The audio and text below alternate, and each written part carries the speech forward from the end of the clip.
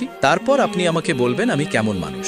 হযরত ওমর ফারুক রাদিয়াল্লাহু তাআলা আনহু ভাবতে লাগলেন, মানুষটি হয়তো বলবে আমার ভেতরে যে 8টি কথা আছে তার মধ্যে প্রথম কথা হলো আমি নামাজ পড়ি, রোজা রাখি, যাকাত দেই, হজ করি এবং গরিবদের সাহায্য করি। সেজন্য হয়তো ওমর বললেন, আচ্ছা ঠিক আছে, সেই 8টি কথা আপনি সবাইকে জানিয়ে দিন, তাহলে মানুষের অনেক উপকারে আসবে। তারপর আমি আপনাকে জানিয়ে দেব আপনার ঈমান কতটা মজবুত আছে। তখন সেই বৃদ্ধ ব্যক্তি আমিরুল মুমিনিন হযরত ওমর ফারুক রাদিয়াল্লাহু তাআলা আনহুকে বললেন, হে ওমর, আমার ভেতরে যে কথাগুলি আছে সেই কথাগুলো তো আগে শুনে নিন। সেই 8টি কথার মধ্যে প্রথমটি হলো আমার জান্নাতে যাবার কোনো তামান্নাই নেই, মানে আমার জান্নাতে যাবার কোনো ইচ্ছাই নেই। তখন হযরত ওমরের চেহারার রং কিছুটা পরিবর্তন হয়ে গেল। তিনি ভাবতে লাগলেন, আশ্চর্য কথা তো, জান্নাতে যেতে চায় না। তখন বৃদ্ধ ব্যক্তি হযরত ওমরের চেহারার দিকে তাকিয়ে বলতে লাগলেন, এটি তো প্রথম কথা, আপনি দ্বিতীয় কথাটি শুনুন। দ্বিতীয় কথা হলো আমার জাহান্নামকে ভয় লাগে না, মানে আল্লাহ যে জাহান্নামকে বানিয়েছেন তাকে আমি ভয় পাই না। হযরত ওমর এবার একটু নড়ে চড়ে বসলেন। তখন সেই বৃদ্ধ ব্যক্তি বলতে লাগলেন, হে আমিরুল মুমিনিন, সুস্থ হয়ে বসে যান, আমার 6টি কথা এখনো বাকি আছে, কিন্তু তার আগে আমাকে কথা দিতে হবে যে আপনি মোটেও রাগ করবেন না। এবার আমার তৃতীয় কথাটি শুনুন, আমি যদি কোনো মৃত জন্তুকে পাই তাহলে তাকে খেয়ে নেই। হযরত ওমর বললেন, আপনি কি মরা খান?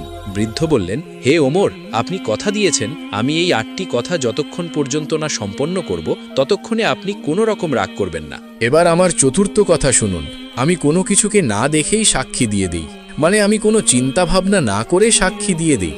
হযরত ওমর বললেন, না না, এটা আপনি ভুল বলেছেন। বৃদ্ধ বললেন, এটাই সঠিক, আপনি বসে পড়ুন, আপনি আমাকে কথা দিয়েছেন। আমার পঞ্চম কথা হলো, যদি কোনো ফিতনা আসে তাহলে আমি খুবই খুশি হই, মানে কোনো রকম ফিতনা দেখলে আমার খুবই ভালো লাগে। এবার হযরত ওমর নিজের রাগকে সহ্য করে বললেন, তাড়াতাড়ি বলুন আপনার 6 নম্বর কথাটি। বৃদ্ধ বললেন, 6 নম্বর কথা হলো, আমাকে কেউ যদি এসে সত্য কথা বলে তাহলে আমি তাকে খুবই ঘৃণা করি, মানে সত্য কথাকে আমি খুবই ঘৃণা করি।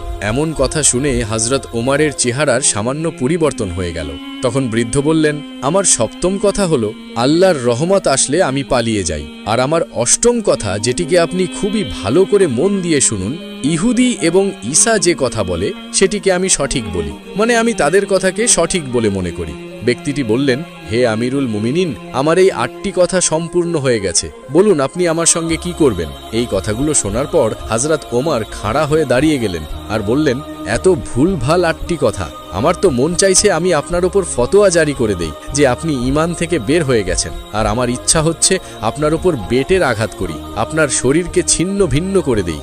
এমন কথা বলে হযরত ওমর বেতটিকে ওঠাতে যাচ্ছিলেন, আর পাশে উপস্থিত থাকা হযরত আলী হযরত ওমরের দিকে তাকিয়ে বললেন, হে আমিরুল মুমিনিন, আপনি থেমে যান। এই বৃদ্ধ